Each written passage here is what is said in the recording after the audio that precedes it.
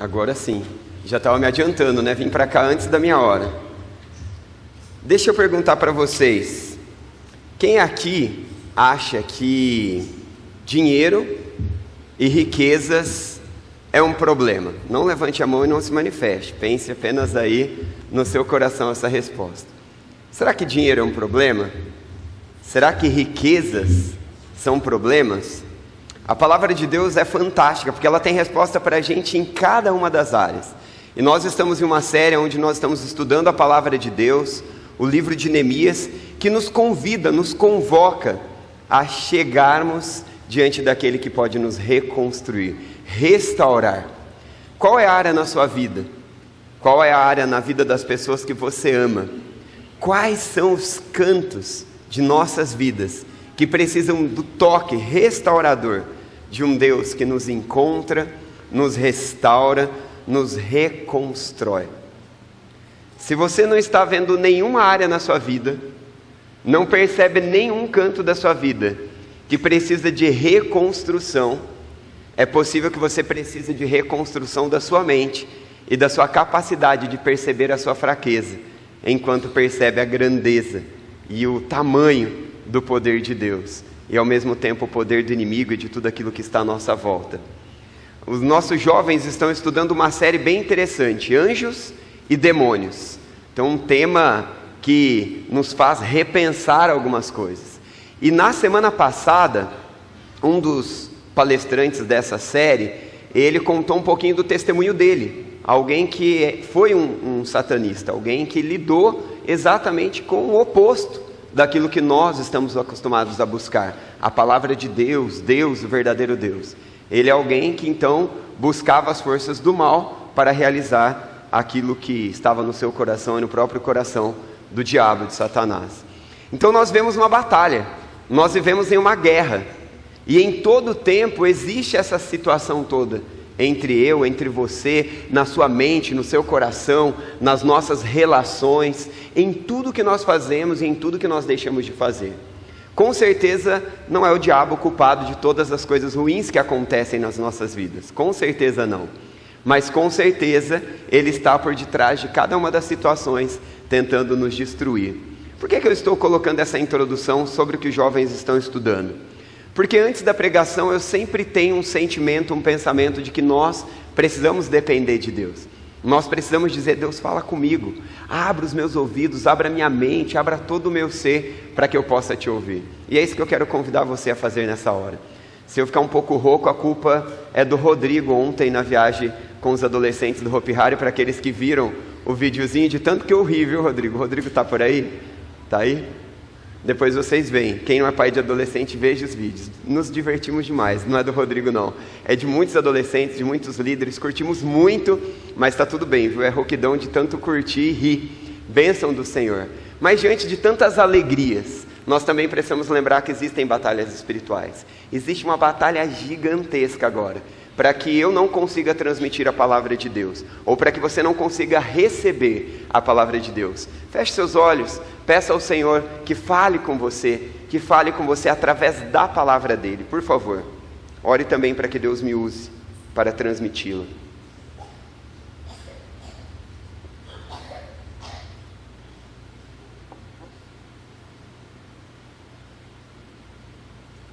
Senhor, nós estamos convictos de que se a Tua palavra entrar dentro do nosso coração, nós vamos ser transformados, curados, libertos, e nós poderemos proclamar ao mundo o poder do Teu amor através também da Tua palavra. Por isso nós te pedimos, ó Deus, fala conosco, que nada impeça-nos de te ouvir, de entendê-lo, mas que de verdade a Tua palavra, pela ação do poder do Senhor, no Teu Santo Espírito, venha agir em nós, com exortação aonde precisamos ser exortados, com curas e encorajamentos aonde precisamos ser encorajados, aonde precisamos ser curados, ou com tudo mais que precisamos e nem sabemos pedir. Fala conosco, Senhor, fala conosco pela Sua santa palavra, ajuda-nos a te ouvir neste momento, em nome de Jesus, amém, amém. Chegou o tempo de reconstruir, por isso esses tijolos aqui. Quem nos emprestou os tijolos é o Ricardo, ele até falou: preciso substituir aquele. Eu falei: não, é bom, fica esse, eu viro ele do outro lado. Aí depois pensei, não, é bom ter um buraco ali em um dos blocos. Já estava assim, e ótimo, porque às vezes a gente fica tentando esconder nas nossas vidas, e quase todas as vezes, eu não sei se eu me desapercebi em algum outro momento, eu via que aquele bloco tinha um buraco aqui embaixo e eu virava o bloco. Na minha vida e na sua é assim, às vezes a gente fica tentando tapar os furos, os buracos na nossa vida com remendo, ou tentando esconder de alguma forma. Mas Deus deseja fazer diferente em minha vida e na sua vida. Ele deseja reconstruir. Não é apenas dar uma disfarçada, não é apenas dar uma consertadinha, é reconstruir de forma perfeita. O texto todo de Neemias, o livro todo de Neemias, nos traz algumas verdades bem importantes que precisam ser relembradas. E aí eu quero que você fique, essa mensagem, riqueza, é certo, não é? Daqui a pouco a gente volta a pensar nisso daí. Mas nós precisamos lembrar que na história do povo de Israel, nós aprendemos que o pecado destrói de todas as formas. Todas as vezes que o povo se afastou de Deus, todas as vezes que o povo não deu ouvido a Deus, seja como indivíduo, como família ou como nação, as consequências foram desastrosas. Eles ficaram desfigurados, destruídos. Mas repetidas vezes, Deus se volta em seu rico amor, em sua rica misericórdia, graça, bondade e cuida do seu povo. Aqui no livro de Neemias nós vemos Deus levantando Neemias, um homem, um servo de Deus, que se coloca diante de Deus, diante de todas aquelas situações de destruição, de desconfiguração, e então esse homem se torna um grande instrumento de Deus para a reconstrução do povo de Deus, da sua própria história, da história do povo de Deus. Depois, um pouquinho mais, quando nós olhamos de uma forma um pouco mais ampla para as Escrituras, nós vemos Deus enviando Neemias lá no passado para a reconstrução. E depois de um bom tempo, nós vemos uma outra pessoa enviada por Deus, que nós cantamos em quase todas as nossas canções. Nós falamos em quase tudo que falamos quando pregamos. Jesus. Deus envia Jesus para restaurar a história do ser humano. Lá no Antigo Testamento, Neemias é levantado para mudar a história do povo de Deus, para trazer o povo de Deus novamente à presença de Deus. E então, se voltando para Deus em arrependimento, em obediência a Deus, os restaura. Deus levanta os muros que havia se destruído, e então as cidades estavam desprotegidas, faltava segurança, faltava alimento, faltava de tudo. E é exatamente a situação que eu e você nos encontramos. Você percebeu o encorajamento que o Marcelo ministrou sobre as nossas vidas? De um Deus que fará, de um Deus que se moverá em nossa direção, em meio às nossas situações? Depois o pastor Clóvis nos conduziu também em oração. E na oração que nós fomos conduzidos, nós fomos encorajados a olhar para este Deus que faz, este Deus que levanta, este Deus que restaura, este Deus que pode fazer coisas grandiosas. E agora nós somos entregues novamente à palavra de Deus, que nos mostra de uma forma ampla as Escrituras, mostrando um Deus que intenciona restauração para cada um de nós. Aonde você precisa ser restaurado? Qual canto, qual área da sua vida você precisa de restauração? Hoje é tempo de restauração, enfrentando a justiça social. É necessário que eu e você saibamos lidar com as questões de injustiças sociais. Está em moda, hoje em dia, nas escolas, na faculdade, essa questão de jovens se levantarem em favor da injustiça social. Então, os pobres são os sofridos, são aqueles que estão desfavorecidos, são aqueles que precisam de ajuda, e em grande parte isso é muito importante, muito justo e muito lícito. Mas às vezes alguns princípios da palavra de Deus se perdem, percebe-se apenas a necessidade de um pobre financeiro, mas não se percebe a necessidade de ricos empobrecidos e tantas outras necessidades. Deus em sua palavra veio ao seu encontro, não apenas para satisfazer uma ou outra situação na nossa vida, um ou outro ajuste, mas para fazer um ajuste em cada uma das áreas das nossas vidas. De novo eu venho com aquela pergunta para você. Pode passar o próximo, irmão. Deus é contra ou a favor das riquezas? Enquanto isso, você vai espiando aí e vendo aquilo que nós já estudamos e aquilo que nós vamos estudar hoje no capítulo 5. E aí? Deus é contra ou Deus é a favor das riquezas? Eu vou fazer com vocês aqui um restaurar, lembrar na nossa mente aquilo que a gente já estudou, e depois eu vou passear rapidinho na Bíblia e ver o que Deus diz sobre alguém que é rico, sobre muito dinheiro ou não, e então depois de contextualizado sobre essas verdades, nós vamos para o capítulo 5 conseguir entender ele dentro de todo esse contexto. Então nós já vimos aqui que Neemias, o que ele faz? Lá no comecinho, ele se move. Ele faz o quê? Se move em oração e ação. É interessante que Neemias, quando vê aquela situação impossível, o povo sofrendo a desconstrução, né? Não existe essa palavra, mas a destruição, o que ele faz? Ele ora e ele também age. Depois nós vemos um pouco mais na frente que ele levanta estratégias para a reconstrução. Ele não apenas ora e age e fica esperando que tudo aconteça. Não, ele se organiza. E então, na sabedoria de Deus, na ação que Deus o capacita a agir, ele levanta estratégias para essa reconstrução. Depois, no capítulo à frente, nós vemos ele mobilizando o povo para que cada um faça a sua parte. Nós aprendemos isso. No povo de Deus, cada um precisa fazer a sua parte. Hoje a gente terminou de orar aqui juntos antes de começar o culto, e eu fui lá e peguei 2 blocos. Aí o Marcelo, pastor, quer ajuda? Aceito. Aí todos os outros estavam à volta, já se dispuseram e vieram ajudar a colocar os blocos aqui, só para trazer à mente para a gente essa ideia da reconstrução.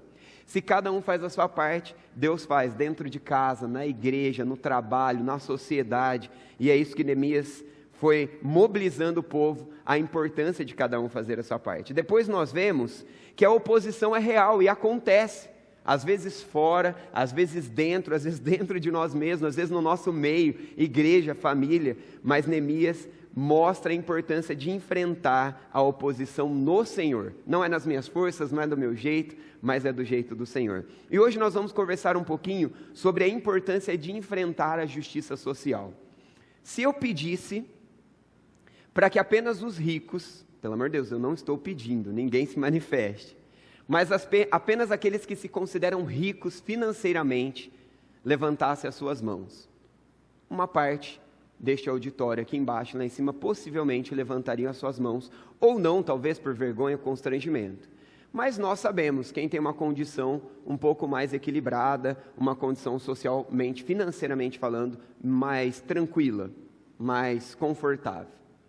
Mas a questão é que a gente precisa saber, muito mais do que distinguir quem tem mais dinheiro ou quem tem menos dinheiro, como Deus olha para todas essas questões. O que a palavra de Deus nos diz a respeito de tudo isso? E eu quero dar uma passeada com vocês nas Escrituras. Não precisa abrir os textos bíblicos, mas podem abrir, eu vou apenas citá-los, porque não é o texto que nós vamos nos atentar de forma profunda hoje. Mas a primeira vez que a Bíblia menciona alguém endinheirado, ela fala de um homem que era piedoso ou impiedoso. O que vocês acham? Quem acha que a Bíblia, quando pela primeira vez fala de um homem que era endinheirado, era piedoso? Levante uma das mãos, por favor. Uma parte razoável. Quem acha que era alguém pobre, levanta a mão. Pobre financeiramente. Ninguém levantou a mão, ou seja, um grupo sabe ou acha que sabe, o outro não sabe e o outro não vou me expor porque não sei. Então nós precisamos realmente do capítulo 5 hoje, e de passearmos por essas verdades bíblicas, que nos chama a lidarmos com as questões de injustiças sociais. Vamos andar um pouquinho então na Bíblia. Abraão era alguém muito rico em prata e ouro. Gênesis capítulo 13, versículo 2 nos diz. Nós não temos aqui, tá? Então ouçam, porque é apenas um passar aqui. Depois encontramos Deus prometendo que através dos descendentes deste homem, todas as nações da terra seriam abençoadas. Nós temos isso em Gênesis 18, 18, 22, 18, 26, 4. Também temos Abraão, que foi rico, mas também foi pai daqueles que creem. Temos esse resumo lá em Romanos capítulo 4, versículo 11. Então parece-me que nós não temos para onde fugir. Riqueza não é um problema. Dinheiro não é um problema. O problema é como nós lidamos com o dinheiro. O problema é o que nós fazemos com o dinheiro ou deixamos de fazer com o dinheiro. Afinal, Deus não é contra as riquezas. Na realidade, Ele é a origem de todas as bênçãos financeiras. Lá em 1 Samuel 2,7, o Senhor é quem dá pobreza e riqueza. Ele humilha e Ele exalta. Lá em Provérbios 10, 22, a bênção do Senhor traz riqueza, não inclui dor alguma. Provérbios 10:4 nos diz: as mãos preguiçosas empobrecem o homem, porém as mãos diligentes lhes trazem riqueza. Então a riqueza é uma bênção do Senhor, é uma bênção de quem trabalha, de quem se dedica e de quem tem boas oportunidades dadas pelo Senhor. Estou dizendo então que aqueles que são pobres estão não abençoados? Aí é um estudo bem profundo que nós vamos ter que estudar só sobre finanças e só sobre cada um desses textos, mas eu deixo para você o interesse de estudar mais a palavra de Deus em relação a questões financeiras. Quando nós vamos ali para Provérbios, nós vemos também que o dinheiro é, em muitas situações, algo que revela o nosso coração ou então armadilhas. Quando nós passeamos um pouquinho para o Novo Testamento, nós vamos vendo que há um perigo gigantesco, há uma armadilha gigantesca de confiarmos no dinheiro. Mas aí eu já faço uma pergunta aqui: será que nós só confiamos no dinheiro? Porque eu conheço pessoas paupérrimas que confiam no seu próprio braço forte, que confia naquilo que tem, mesmo sendo tão pouco. Muito mais colocando naquilo pouco que tem a sua confiança do que em Deus. Então parece-me novamente que o dinheiro não é o problema em si. O apóstolo Paulo arrazoou sobre dinheiro e a tentação a respeito do dinheiro. Quando nós olhamos lá em 1 Timóteo capítulo 6, do versículo 9 a 10, nós vemos Paulo trabalhando o perigo dessa concupiscência, o perigo desse amor profundo pelo dinheiro que nos controla. E aí nós poderíamos ficar aqui conversando e falando sobre tudo isso, mas vamos lá para o capítulo 5. O capítulo 5 tem algo a nos dizer, depois dessa compreensão geral de que dinheiro não é um problema. E então entendendo que é o próprio Deus quem muitas vezes nos dá a graça de sermos enriquecidos, e de que é o próprio Deus quem dá recursos, e de olharmos para o Antigo Testamento e de vermos que nós temos dois grandes homens de Deus, piedosos, que eram ricos e eram possuidores de muito dinheiro, nós precisamos chegar aqui no capítulo 5 e entender aquilo que a palavra de Deus tem a nos dizer a respeito de injustiças sociais e qual é o meu papel na sociedade com isso, qual é o seu papel na sociedade com isso, não apenas na sociedade lá fora, mas dentro da sua casa, dentro da igreja, dentro dos meios onde nós podemos influenciar, apoiar, ajudar, ou sermos braços encolhidos, ou sermos braços estendidos. Vamos lá? Neemias capítulo 5, abram comigo, acessem comigo, não temos projeção sobre isso, e vamos ler esse capítulo todo juntos.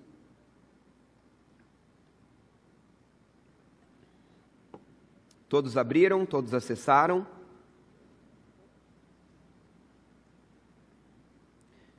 Neemias capítulo 5.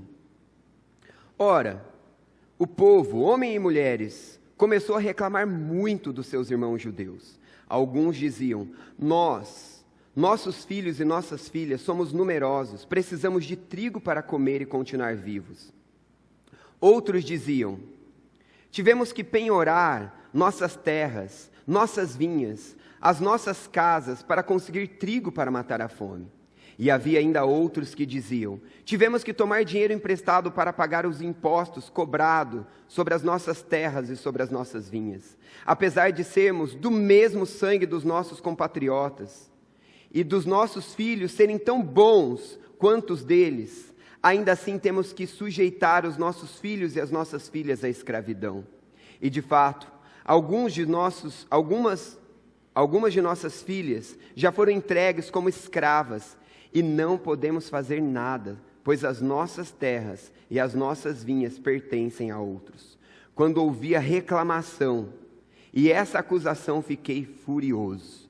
Pausa por aqui.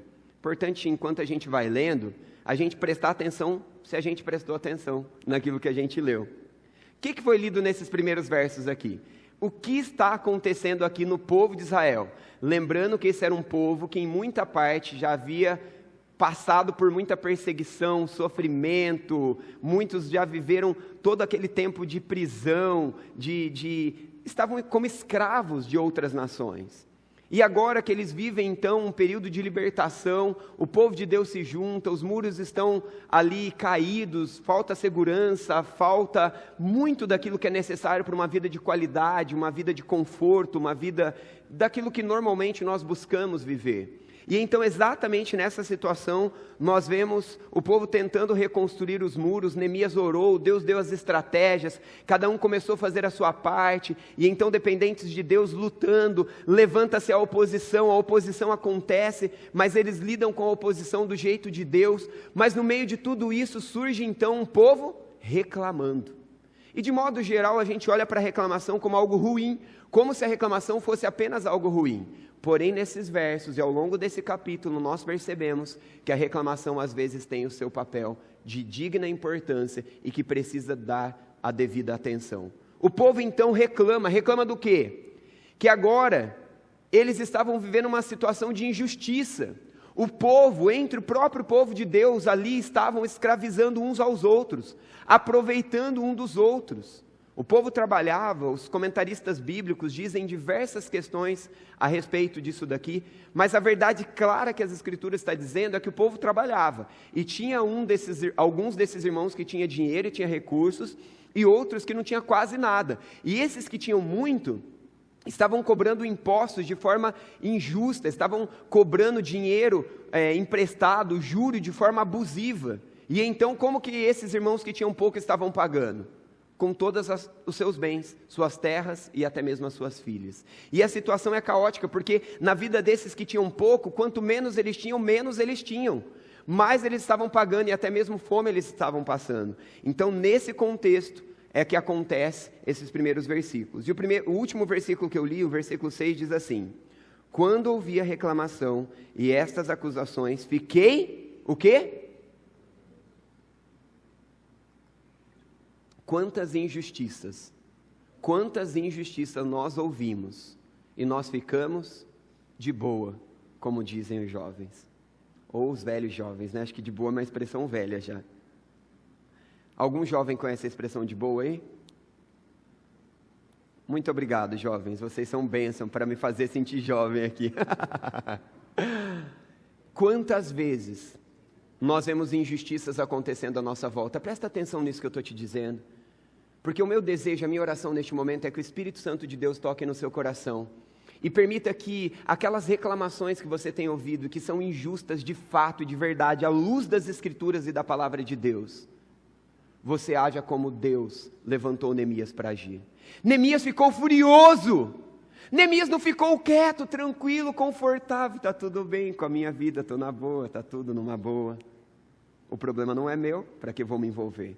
Neemias fica furioso, ele fica inconformado com essa situação. E então, vamos continuar lendo o texto bíblico. Quando ouvi a reclamação e estas acusações, fiquei furioso. Fiz uma avaliação de tudo, então repreendi os nobres e os oficiais, dizendo-lhes: vocês estão cobrando juros dos seus compatriotas. Por isso, convoquei uma grande reunião contra eles e disse: na medida do possível, nós compramos de volta os nossos irmãos judeus que haviam sido vendidos aos outros povos. Agora vocês estão até vendendo os seus irmãos. Assim, eles terão que ser vendidos a nós de novo. Eles ficaram em silêncio, pois não tinham resposta. Vamos entender esses versos aqui então. O que está acontecendo aqui? Primeiro, pessoas reclamam de uma injustiça real diante do povo de Deus, diante de Neemias. Neemias olha a injustiça real, não cruza os braços, mas com toda a fúria dentro de si, possivelmente lidou como aquilo que nós já vimos nos capítulos anteriores, se colocando diante de Deus em oração. Isso é permeado ao longo de todo o livro, não está aqui nesse capítulo, mas as atitudes de Neemias, para mim, claramente mostra que ele buscou a face de Deus. Porque então Neemias percebe essa situação e, como em todos os outros capítulos anteriores, diante de uma dependência, porque ele mostra fruto de Deus aqui na vida dele, ele proclama a justiça de forma certa, ele levanta aquilo que está acontecendo. Vocês perceberam que o povo de Deus estava tentando comprar de novo seus povos que estavam vendidos como escravos? Agora, aquele povo que comprou seus irmãos que estavam sendo escravizados por outras nações, estão de novo vendendo seus irmãos por egoísmo, por olhar apenas para as suas próprias situações, para aquilo que eles estavam vivendo. E é exatamente nesse contexto que Neemias se levanta, proclama uma reunião, e então, peraí, vamos conversar, precisamos conversar, tem coisa errada acontecendo aqui. E aí ele então denuncia o pecado. denuncia o que está acontecendo de errado. E é exatamente nesse contexto que a gente entendendo, vamos continuar aqui. Versículo 9 novamente. Por isso prossegui. O que vocês estão fazendo não está certo. Vocês devem andar no temor do Senhor, o nosso Deus, para evitar a zombaria dos outros povos. Conseguem perceber o clamor, conseguem perceber o grito de socorro de Neemias, um homem de Deus, que chama o povo de Deus a temê-lo, que chama o povo de Deus a abrir os olhos para as injustiças? Eu preciso fazer uma pausa. Quando eu li esse capítulo, reli, comecei a estudar, eu fiquei pensando assim, eu não sou rico, também não sou pobre, tenho uma condição razoável. Então acho que eu não tenho tantos problemas em relação a isso. E aí o Espírito Santo de Deus foi me mostrando e foi me fazendo pensar tantas e tantas áreas na minha vida, que eu não sou generoso, que eu sou egoísta, que eu sou tudo contrário à generosidade, que não tem a ver só com a quantidade de bens que eu possuo, que eu administro ou deixo de ter. Então, enquanto lemos, já vai permitindo que o Espírito Santo de Deus toque no seu coração e te faça ver, que tem a ver com como nós administramos o que Deus nos dá, tempo, influências, recursos. Como você lida com a influência que Deus te deu, com o nome que Deus te deu, com a autoridade que Deus te deu na sua casa, na igreja, na sociedade. Então vai pensando, porque o princípio é o mais importante para nós tirarmos daqui. Versículo 10. Eu e os meus irmãos, os meus homens de confiança também estávamos emprestando dinheiro e trigo ao povo. Mas, preste atenção, vamos acabar com essa cobrança de juro. Conseguem perceber a injustiça sendo tratada?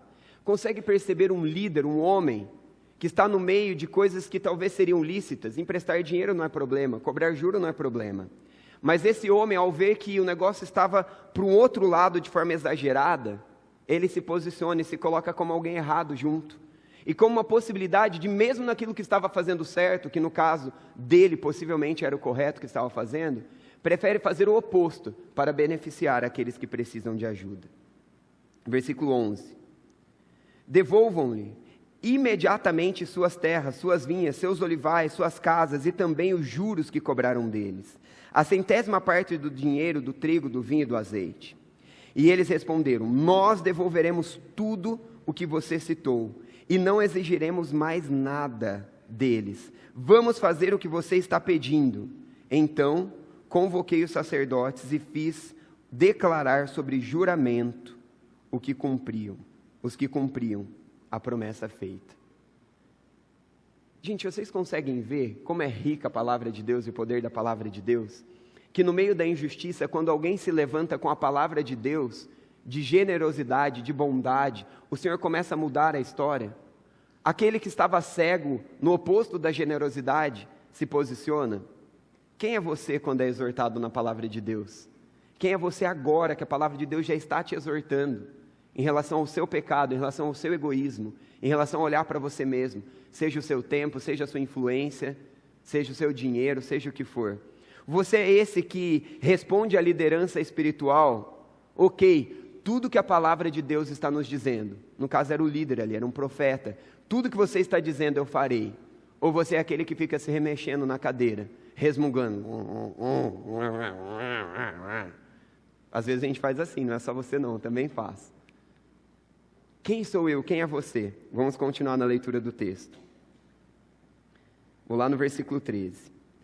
Também, deixa eu pegar mais perto, está difícil aqui, ó. Também sacuda o dobro do meu manto, e disse: Deus assim sacuda de sua casa e de seus bens todo aquele que não mantiver a promessa. Tal homem seja sacudido e esvaziado. Toda a assembleia disse amém e louvou o Senhor, e o povo cumpriu o que prometeu. É interessante porque esses versos lidos agora revela aquele profeta de Deus dizendo a palavra de Deus e a injustiça que estava acontecendo. Ele disse: olha, aqueles que não cumprirem aquilo que estão assumindo aqui, que Deus então também sacuda suas vidas. Ele está orando de forma imprecatória. Aprendemos isso recentemente aqui nos domingos de manhã. Então, vamos cumprir a nossa palavra. A verdade é, quando nós desobedecemos, quando nós não fazemos a vontade de Deus, é fato que alguma consequência nós vamos ter. porque a bênção de Deus está sobre a obediência. Deus fala para a gente que é melhor em sua palavra. E é isso que o profeta está dizendo, e é isso que a palavra de Deus está nos dizendo agora. Agora, a partir do versículo 14, eu quero ler alguns versos para vocês. Tem um outro lado dessa questão de injustiça social, mas o lado da vida de Neemias, que merecia e tinha direito de algumas questões, mas acaba abrindo mão disso. Preste atenção. Além disso, desde o 20º ano do rei Artaxerxes, quando fui nomeado governador deles na terra de Judá, até o 32º ano do seu reinado, durante 12 anos, nem eu nem os meus irmãos comemos a comida destinada ao governador. Mas os governantes anteriores, aqueles que me precederam, puseram preço sobre o povo e tomaram deles 480 gramas de prata, além de comida e vinho. E o texto continua dizendo, e depois você pode terminar o capítulo na sua casa. Mas o texto nos mostra que este homem de Deus abre mão dos seus direitos, do excesso daquilo que ele recebia de conforto, para receber apenas aquilo que era necessário. Para quê? Para que aqueles que estavam passando por necessidade pudessem ser abençoados, pudessem ser supridos. Então, recapitulando o capítulo todo, dentro de todo esse contexto. Primeiro, nós temos um povo reclamando. E o povo reclama de algo justo ou injusto? Justo. Eles estavam sofrendo injustiça. O líder, quando ouve o povo reclamando, falou o que para eles? Para de reclamar. Tenho tanta preocupação com a construção. Vamos nos atentar àquilo que é mais importante. Sofra um pouquinho aí. Para de olhar para o seu umbigo. Tem outras coisas mais importantes para pensar. Foi isso que o líder fez? Não. O líder presta atenção na reclamação. Porque quando a reclamação é correta, à luz das Escrituras, precisa dar atenção. E aí depois a história então continua. O líder furioso levanta, chama uma reunião com todos os nobres. O que vocês estão fazendo? Vocês estão explorando. Nós nos esforçamos tanto para resgatar os nossos irmãos que estavam sofrendo, que estavam sendo escravizados. E agora vocês estão de novo colocando eles sobre escravizados novamente. O que vocês estão fazendo? Nós precisamos devolver, nós precisamos não mais cobrar os juros. Aquilo que foi pago e as terras que nós tomamos e tudo aquilo que foi injusto, nós precisamos devolver. E então a justiça começa a ser feita. Um pouco mais adiante, nós vemos nesses últimos versos que eu comecei a ler para o final do capítulo, a partir do versículo 14, um homem de Deus que estava num posto digno de receber tudo aquilo que ele estava recebendo. Mas ele muitas vezes abre mão daquilo que era lícito, pensando no outro. Gente, quantos princípios nós aprendemos aqui? Vamos nos atentar aos princípios colocados nesses textos bíblicos? Primeiro, quando nós estamos diante de uma injustiça, às vezes é necessário falar. Nós falamos com Deus, nós colocamos diante de Deus, mas é necessário nós procurarmos líderes também. É necessário nós procurarmos as pessoas certas e levantarmos a injustiça que nós estamos sofrendo.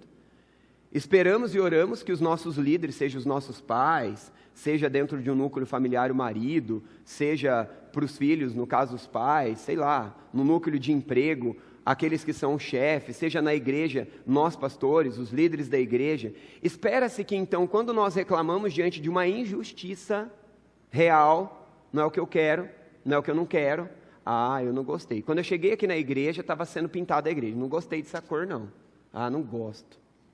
Tem a ver com o que eu gosto, gostei da cor, tá? Aliás, gosto muito das cores e de como a igreja está cuidada aqui. Mas vocês conseguem perceber a diferença? A Bíblia não nos chama aqui para ficar reclamando do que eu gosto, do que eu não gosto, do meu jeitinho, do meu jeitão. A Bíblia chama atenção a mim e a você de coisas reais. Mas quando um princípio aqui é quebrado, é necessário falar. O que esse líder, esse homem de Deus faz? Faz o correto. Levanta, chama aqueles que estão fazendo injustiças e lida então com esse povo. Vamos aplicar algumas verdades antes de entrarmos nos pontos e fecharmos e aplicarmos tudo? Em que ambiente Deus tem te dado alguma influência? Aonde você tem poder de influência? Se eu pedisse para que apenas os líderes levantassem as mãos agora, é bem possível que uma pequena parte da igreja levantaria as mãos, porque nós também temos uma mentalidade deturpada do que é ser líder. Líder é aquele que influencia. E se você é cristão, você é líder, porque em todos os lugares que nós estamos influenciando, ou deveríamos estar influenciando. Com a influência que Deus te dá, com a capacidade que Deus te dá de servir, de abençoar, de abrir a sua boca e proclamar a verdade de Deus contra as mentiras, contra os enganos e contra as injustiças, o que eu e você estamos fazendo? Quando uma reclamação chega até você e alguém reclama da cor, que não gostou, qual é o posicionamento que eu e você temos que ter? Exortar quem está reclamando da cor, do reclamão à toa. Porque não é para ser da cor que agrada a todo mundo. A igreja é para servir a gente de forma coletiva.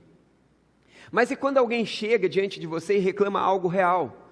Vocês percebem que as Escrituras do capítulo 5 descrevem a história do povo de Deus na reconstrução de coisas fundamentais para cada um deles como indivíduos, mas também para eles como comunidade do povo de Israel? Vocês conseguem perceber que os princípios daqui são aplicados dentro da igreja e dentro das nossas casas? Quantas vezes nós estamos usando a nossa influência para fofocar? Quantas vezes nós estamos usando a nossa influência para maldizer? Quantas vezes nós estamos usando a nossa influência para cruzar os braços e não fazer nada? Todas essas coisas são erradas e a palavra de Deus nos ensina. Mas o que a palavra de Deus nos ensina hoje é que quando há um líder, quando há alguém que ouve sobre a injustiça e essa pessoa se posiciona, como a palavra de Deus diz, todo um povo é abençoado e Deus é glorificado. Quem é você nessa noite, meu irmão? Quem sou eu nessa noite? Deixa eu contar para você um negócio que aconteceu. Eu costumo, quando vou pregar, ler o texto no começo da semana, ou relê-lo quando já li algumas vezes, e ficar com esse texto e pedir: Deus me abençoa, fala comigo, como eu posso praticar isso na minha vida? Não quero pregar algo que eu não estou lutando para viver. E aí, eu fui comprar algo em um comércio. Comprei 3 itens. Uma loja que a grande maioria das coisas tem o mesmo preço. Eu amo lojas dessas barateques aí, que eu me sinto rico nelas, né? Sempre posso comprar 3, 4, 5 produtos e sair de lá sem gastar o que eu não podia. E aí comprei 3 produtos, cheguei no caixa, paguei. Opa, na hora de passar o cartão, o dinheiro não era o valor daquele que eu estava esperando. E eu percebi que um dos produtos tinha sido cobrado 3 vezes o valor do que eu estava esperando. Então eu falei para a moça: ó, o preço está errado. Aí ela falou: acho que não. Falei: então vamos ver. E aí fomos lá. E o local estava sem preço, e os produtos estavam sem preço, mas todos os preços à volta estavam com o preço da loja, que é um preço padrão. Aí eu, que sou todo justiceiro, já abri o código do consumidor no meu celular para dar uma olhadinha como isso é certo ou injusto. Eu falei: mas eu estou me sentindo injustiçado aqui, porque o código do consumidor diz que quando uma coisa não tem preço já está errado. E também diz que os produtos à volta, o que vale é o preço dos produtos à volta. Então eu gostaria de levar o produto pelo preço que está aqui, porque está errado. Vocês também estão prejudicando outras pessoas que nem perceberiam isso e vão levar o produto errado. Nós estamos errados mesmo. Aí, aquela situação ali desconfortável, levei o produto pelo valor que era o esperado da gôndola. E aí o Espírito Santo me lembrou que eu estava lendo e estudando o capítulo 5, sobre generosidade, mesmo quando eu tenho direito. Aí eu me lembrei dos últimos versículos, quando Neemias tinha o direito de ter mais, mas abriu mão para ter menos. E aí eu comecei a pensar: será que algum funcionário foi prejudicado por causa da minha justiça? De que eu cobrei aquilo que eu tinha direito? Como que aquele funcionário se sentiu quando eu cobrei o que era digno? Aí eu fiquei péssimo, fiquei mal, e aí eu falei: ai, que droga, quero dormir para acabar esse dia logo, para eu não ter que lidar com isso. Aí eu lembrei: mas eu tenho que desfrutar da graça de Deus, porque a graça de Deus que enviou Jesus para pobres, miseráveis pecadores como eu, que também levantou Neemias, me alcança nessa minha pobreza e nessa minha falha. E aí eu quero te desafiar a olhar para a sua vida. Quantas coisas você olha na sua vida e você não tem sido generoso? Você não tem sido gracioso? Entende que até mesmo quando a gente tem a justiça nas nossas mãos, quantas vezes pessoas justiceiras, você e eu, todos nós, em algum caso, em alguma área, quando nos incomoda, nós agimos como justiceiros, achando que temos o direito de cobrar, de dizer e de esperar. Mas quantos de nós que agimos assim, e às vezes descobrimos que estamos errados, como diante de um texto como esse, não conseguimos lidar com essa nossa injustiça. Queremos continuar sendo justiceiros, queremos continuar exigindo o nosso direito, mas nos sentimos pecadores, nos sentimos sujos, não damos o tempo que deveríamos dar para o outro, não damos a atenção que deveríamos dar para o outro, não damos o amor que deveríamos dar para o outro, não compartilhamos como deveríamos compartilhar, não nos importamos como deveríamos nos importar. Mas e agora? Eu me sinto mal com tudo isso, mas não consigo resolver.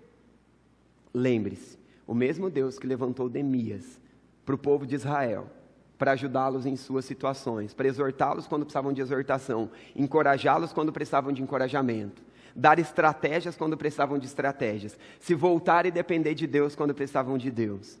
Esse mesmo Deus enviou Jesus para te encontrar, para me encontrar naquela minha miserável situação. E eu fiquei pensando, será que eu volto na loja e devolvo o produto? Nossa, mas vai ficar pior, ou não vai? Mas eu tenho que resolver isso. Eu não tenho como resolver as minhas mazelas, você também não. Mas Deus enviou Jesus para resolver as nossas mazelas. Eu tive que pedir perdão para Deus, porque naquela ocasião eu soube que eu podia ter sido generoso e não fui.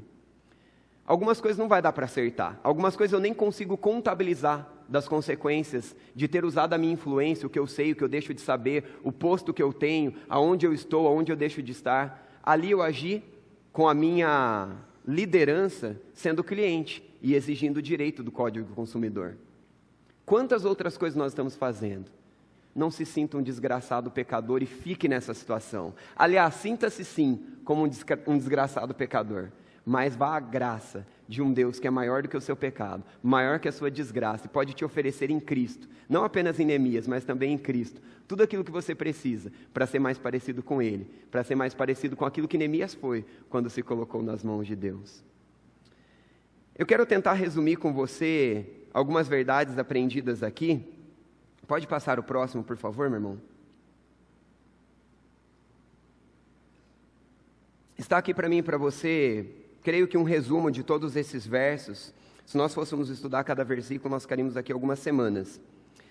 Mas eu aprendo nesses textos que generosidade e temor divino são vitais para a reconstrução. Eu aprendo nesse texto que eu preciso ser generoso e eu preciso temer a Deus. Este homem exortou os nobres, que talvez eram aqueles que tinham mais recursos para a construção. Este homem de Deus temeu a Deus mais do que aos homens. Este homem de Deus decidiu ser generoso mesmo quando a sua preocupação e tudo à sua volta exigia atenção, energia e esforços para a reconstrução.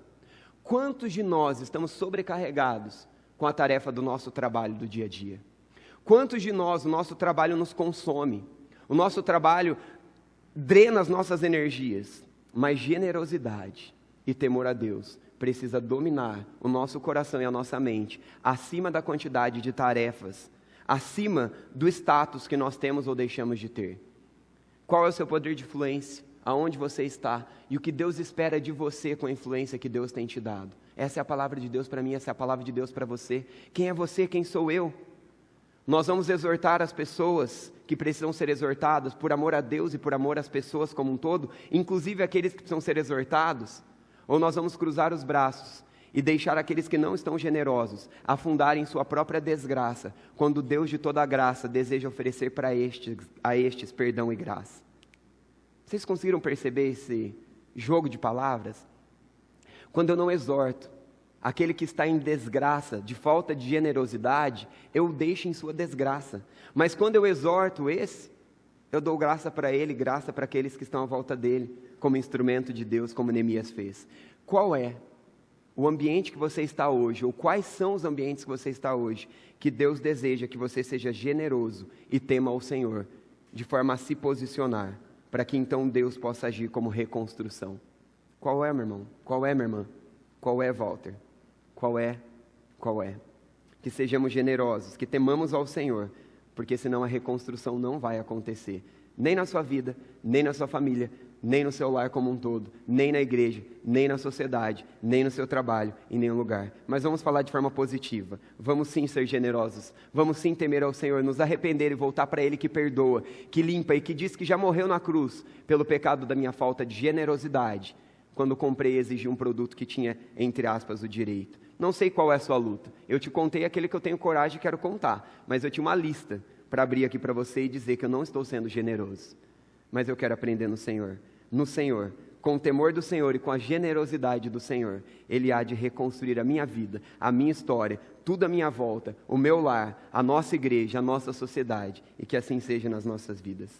Preste atenção, mesquinhez, avareza e tirar proveito não cabe ao povo de Deus. Eu já tinha escrito isso, depois que eu comprei o produto e fui mesquinho, avarento e tirei proveito. Aí eu falei, e agora para onde eu vou? Não tenho para onde ir. Tenho sim. Ou eu vou tentar buscar no pecado, anestesiar essa minha condição de desgraçado que sou, ou vou buscar em Cristo conforto, limpeza, purificação e transformação daquilo que sou, mas que estou sendo transformado a ser semelhante a Ele. Não se calar diante da injustiça, mas repreender baseado na palavra é o nosso chamado. Para que haja reconstrução, eu e você não podemos ficar calados. Qual é a situação? Qual é a ocasião? Quais são os ambientes? Quais são as pessoas que Deus tem te colocado e te chama a não ficar calado, mas a levantar-se na justiça da palavra de Deus? Não é o seu jeito, não é a sua preferência, mas é a do Senhor. Às vezes tem algumas situações que eu falo assim, não, Deus, não, eu não vou fazer nada não vou falar.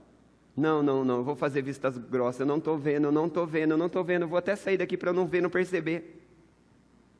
Mas eu não tenho para onde ir, se eu quero que o Senhor faça reconstrução em mim. E na maioria das vezes eu só volto para Deus e só faço porque eu tenho medo do que vai acontecer. E não porque amo tanto assim vocês e quero servi-los, mas porque tenho medo de quem eu sou. Tenho medo do que eu posso me tornar. E se eu coloco essa mesma verdade na minha família, eu tenho medo de onde a minha família pode chegar. Eu tenho medo daquilo que eu posso fazer. Então preciso me voltar para Deus. Tem alguém com medo? Tem alguém se sentindo sujo, como eu me sinto, ao olhar para a palavra de Deus e para tantas injustiças sociais à nossa volta, de tempo, de recursos, de influências, de palavras, de ações, de reações, e que se sente incapaz, sujo? A esperança para mim e para você é que o Deus de toda riqueza, o Deus de todo conforto, deseja administrar as suas emoções, os seus pensamentos e as suas vidas, assim como deseja colocar ordem em nós e através de nós. Nós vivemos um período onde essa questão de injustiça social, e eu comecei a dizer para vocês sobre riqueza, se era um problema ou não era, as coisas estão distorcidas. Alguns entendem que eu sou crente, eu vou determinar e eu vou decretar, onde eu pôr a planta dos meus pés é meu. Eu vou começar a sair por aí andando, que tem bastante coisa que eu quero, mas as coisas não podem me satisfazer. As coisas são só coisas, quem me satisfaz é Deus. É uma forma de ler a palavra de Deus fora do contexto, é uma forma de ver a palavra de Deus totalmente errada, precisa ler os versículos antes, os posteriores e já está explicado. Também não é assim, eu não vou sair daí decretando e dizendo que é meu. Mas eu também não posso olhar para as riquezas como se fosse uma maldição. Eu não posso olhar para os ricos como se os ricos fossem um problema. Porque muitas vezes quem é o problema é o pobre, que não trabalha, não se dedica, não se esforça, não ora, não faz a parte dele para construir e servir ao outro. E por isso fica pobre. Não que todo pobre seja culpa dele. Alguns realmente precisam de oportunidade, precisam de ajuda. Quantas pessoas me ajudaram para estar aqui? Quantas pessoas me ajudaram para estar onde eu estou? Quando eu digo estar aqui, eu digo tudo que sou e tudo que tenho. Quando eu contribuo e compartilho um pouquinho no meu egoísmo e na minha falta de generosidade daquilo que eu tenho, do meu tempo, dos meus recursos, eu procuro dizer para as pessoas algo que ao longo da minha vida eu fui ouvindo algumas pessoas dizer. Como eu posso não compartilhar com você, se tanto tenho recebido de Deus pelas mãos de outros? A gente só compartilha aquilo que a gente já recebeu, a gente não é dono de nada, não temos nada. Mas entende que o problema não é ser pobre, o problema não é ser rico. O problema é o que a gente está fazendo com o que a gente tem, o nosso tempo, o nosso dinheiro, os nossos recursos, a nossa influência, as nossas palavras. E então sejamos esses que se colocam diante da mão do Senhor. O que teme ao Senhor não se cala diante da injustiça. Antes, age. Mas não age apenas repreendendo o erro do outro. Mas age fazendo o quê? Dando de si mesmo, do seu tempo, dos seus recursos e de tudo aquilo que Deus está nos oferecendo. Tem tanto mais a ser dito, tem tanto mais a ser refletido, mas eu quero concluindo com vocês com o seguinte desafio. Pode passar o próximo, irmão.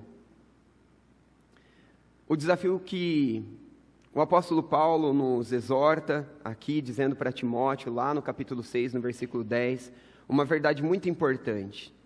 Pois o amor ao dinheiro é a raiz de todos os males. Algumas pessoas, por cobiçarem o dinheiro, desviaram-se da fé e se atormentaram com muitos sofrimentos. O contexto aqui é sobre dinheiro, o contexto aqui é sobre ter dinheiro ou não ter dinheiro, me aproveitar das situações de forma que eu tenho direito ou não, para aquilo que eu quero, pensando apenas em mim mesmo. É claro que eu apliquei diversos outros princípios, mas o princípio principal aqui do capítulo 5 é esse. Em quais áreas na sua vida você tem amado dinheiro, você tem amado o que Deus tem te dado, acima de amar a Deus e acima de amar pessoas?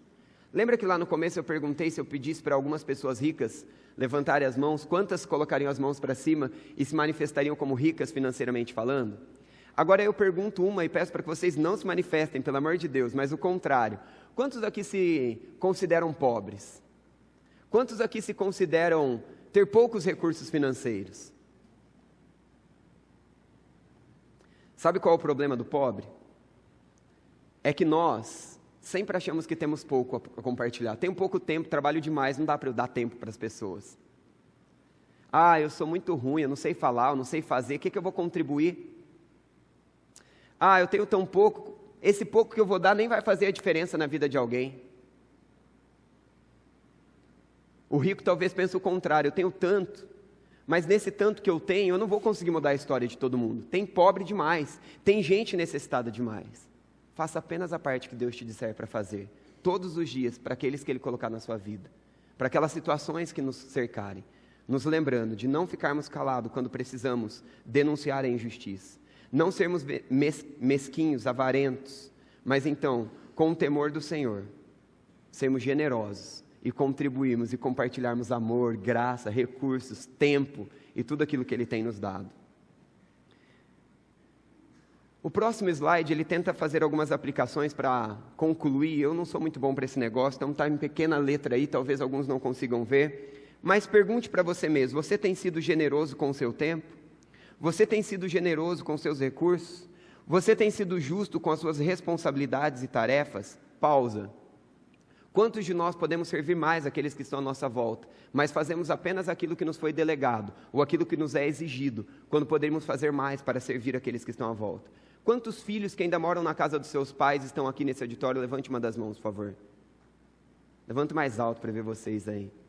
Filhos, como vocês podem contribuir dentro de casa? Como vocês podem contribuir com o tempo, com o recurso? Será que nós temos sido generosos com as nossas responsabilidades, com as nossas tarefas? Esposos, vocês têm cumprido o papel de vocês? Esposos, vocês têm cumprido o papel de vocês? Nós temos cumprido o nosso papel? Você é generoso na sua casa? Você é generoso na sua escola? Como ser generoso na minha escola? Pergunte para o seu pai, para o seu amigo. Pergunte para Deus. Você tem sido generoso na sua igreja? Eu não costumo falar sobre dízimo e oferta. Deveria falar mais, porque a Bíblia fala muito sobre isso. Mas por vergonha e temor a você, ao invés de ter vergonha e temor de Deus, eu falo pouco, mas hoje eu vou vencer o meu comodismo e quero agir como Neemias. Você é dizimista? Você é ofertante?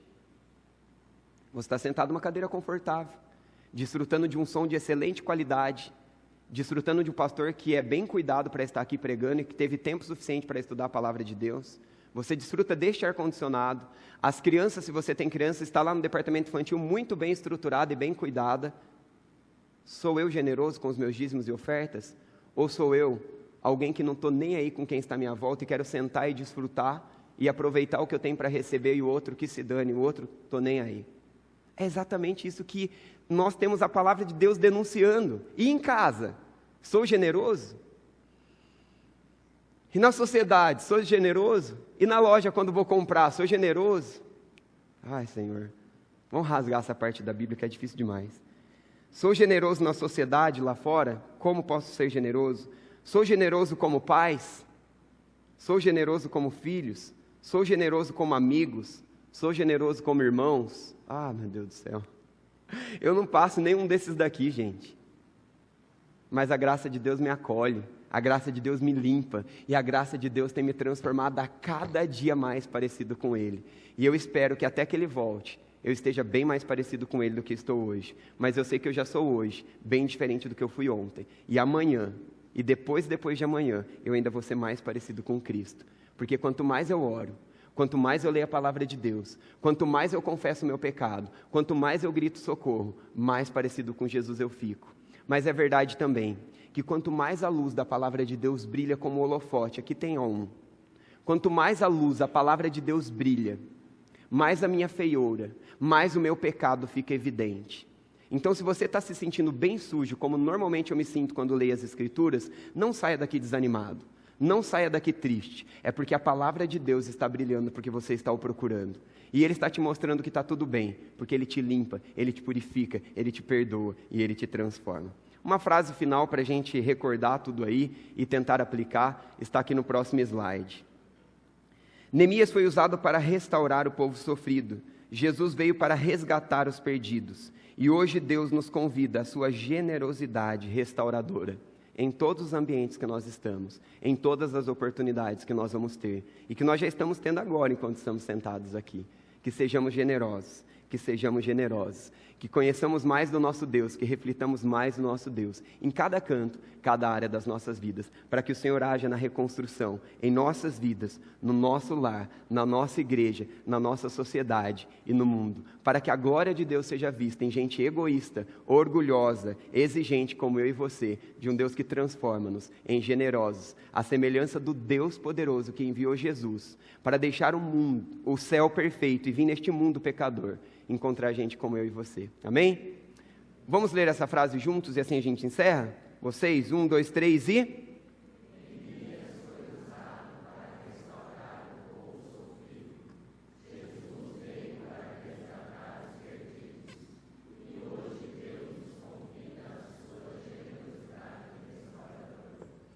Deus tem misericórdia da gente e nos ajuda.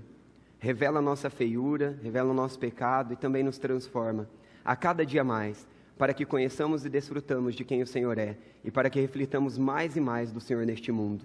Transforma as nossas famílias, os nossos lares, todo o ambiente onde nós estamos, nossa igreja, nossa sociedade, que não sejamos defensores dos ricos e nem dos pobres, mas que sejamos defensores do valor do reino do Senhor, sabendo que todos nós temos algo a dar, algo a contribuir, algo a servir, e que assim sendo, todos nós consigamos refletir a sua generosidade de forma justa neste mundo e em todos os lugares onde nós podemos chegar. É o que nós te pedimos em nome de Jesus, com muita gratidão por tanto amor, por tanto perdão e por tanta generosidade nas nossas vidas. Em nome de Jesus, amém, amém.